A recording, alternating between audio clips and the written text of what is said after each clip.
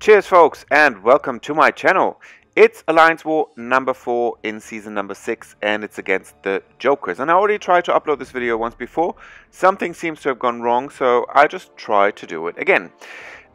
Jokers are a top 10 alliance. They're currently ahead of us in the leaderboard, and that is why it's super important that we are winning this war. But it also gives us a great opportunity. If we are winning this war, then we have the opportunity to pass them in the leaderboard, and that's the goal because we're still on our mission to go all the way up to top 3.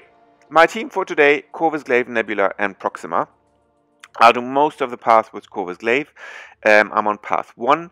Nebula I brought because there was the option to take the poison node on path 1, which is node number 25, and then Proxima is giving this great synergy to Corvus Glaive because Stark SpiderMan was the mini boss. So in case he would evade then basically Corvus Glaive has the opportunity to gain True Strike due to Proxima synergy. But Proxima not intentional to do any fight with her. And the good thing to start with on the very first fight, which is a 200% extra attack, 100% extra health and enhanced fury buff node, is that it's a tech champion, and tech champion is the perfect start for Corvus Glaive because Corvus Glaive gets a charge. And even though it's a warm-up fight, it's the beginning of the path, you know, we always boost, but a small boost, so I can save the big boosts for later on the path when it's more difficult opponents, difficult champions to fight.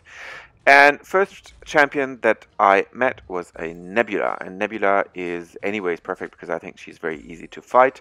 There she already got rid of her 2 healing buffs that she has from the start, and then it's enough with 15 hits and finishing her off with a special 1, and with that I already have my first charge, my first mission completed for Corvus Glaive, which is absolutely perfect.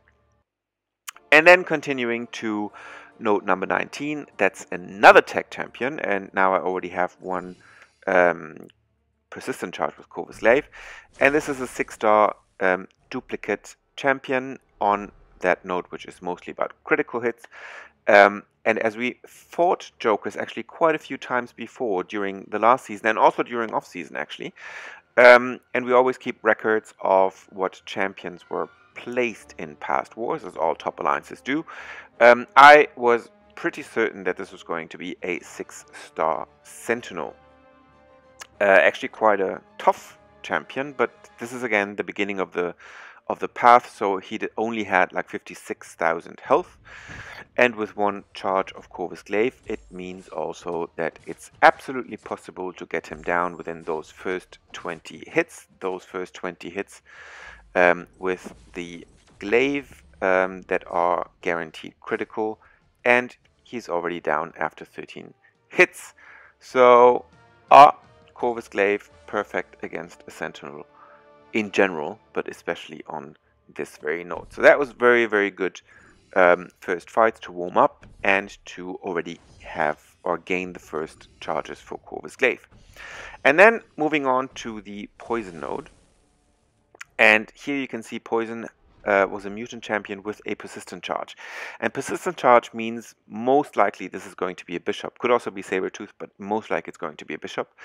And that's why I decided in the end, or we decided in the end, that my fellow teammate would take that node, because Nebula, with the synergy that she has with Proxima, if I by accident parry stun bishop with Nebula, then due to the 10 electro charges that he would get a tremendous amount of power and of his own charges, which make it very, very risky. If I'm not able to evade his special attack, then it's very dangerous that he actually has a chance to knock me down, which is the only reason I didn't fight the poison node with Nebula. Other than that, any other mutant champ on that node I would fight with Nebula, no problem whatsoever. But I was focusing then on the next 2 nodes, 26 and 46, sorry. And because I had, or I will share this whole path now with my teammate, and we will have enough energy to get me straight to the mini-boss. I already boosted big, so that I could boost one time all the way, including getting the mini-boss down. And my first fight then is here in the middle on node 26, and that's, as you can see, a mutant champion, which also is again perfect for Corvus Glaive. I already had the tech mission, but with this I was also then looking forward to get the mutant mission, and it's a rank 5 mutant champion on this very node, which is again very much about also critical hits, increased bleed if it's bleed, and also optimist, meaning gets fury, armor up and health deal. And also, again, due to the previous wars, I was pretty certain that this was going to be a rank 5 Iceman, and that's again perfect to counter with Corvus Glaive because he's cold snap immune from the very start. I also decided to take the power up boost to start with 1 bar of power, and in combination with my cosmic boost, so that I could chain special 2 attacks, and you can see after 1 special 2 I already have basically a special 3 ready, and then it's just 3 more hits and Iceman is down. So a rank 5 Iceman, 16 hits, and I could have then even fired off my special 3 after that. So Corvus is just an absolute beast, and now he will even be more of a beast because now he has 2 Corvus Glaive persistent charges. Which brings me then to the next champ, again a mutant champ on node number 46, which is a power gain node, increasing the power by 100%. Also here we have Optimist and Outlast, so towards the end of the fight there's some extra armor ups and health steal and so on, but we hope not to even get there because against Emma Frost, the good thing, you parry her in the beginning and she loses her diamond form. Then, because it's not an unblockable special 1 node, I decided to block the first part of a special 1 and then only evade the second part. I think it's a safer option if you're not forced, due to unblockable specials, to actually evade her specials. I think it's actually the safer option to just block the first part of her special and then evade the second part and then counter attack. And then actually on this node, because it's she didn't have a lot of extra health, 1 special 2 is enough to get her down. And actually, after 2 fights, I still had my power up boost, which is why I tried to hurry up on this one. Node number 49, which is special 1 attack bias, which means special 1 is unblockable, deals more damage, and also it power drains. And that was the next fortunate event of turns, because on this node we have a LOL Ultron. And LOL Ultron can give Corvus a 3rd charge when he evades, which he does right here.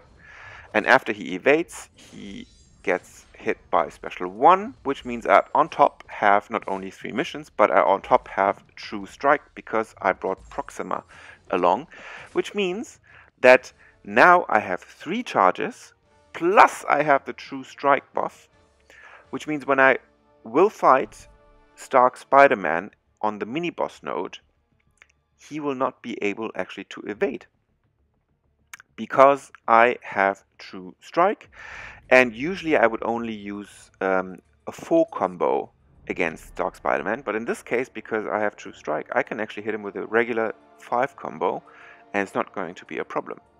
And on the mini-boss, upper left mini-boss, it's a special 2 bias, special 2 unblockable, and also with increased damage, and also here the power gain, which is increased by 100%. I always say, I also said in the previous war, because I have fought quite a few Stark Spider-Man on this node, he does fire off his specials 1.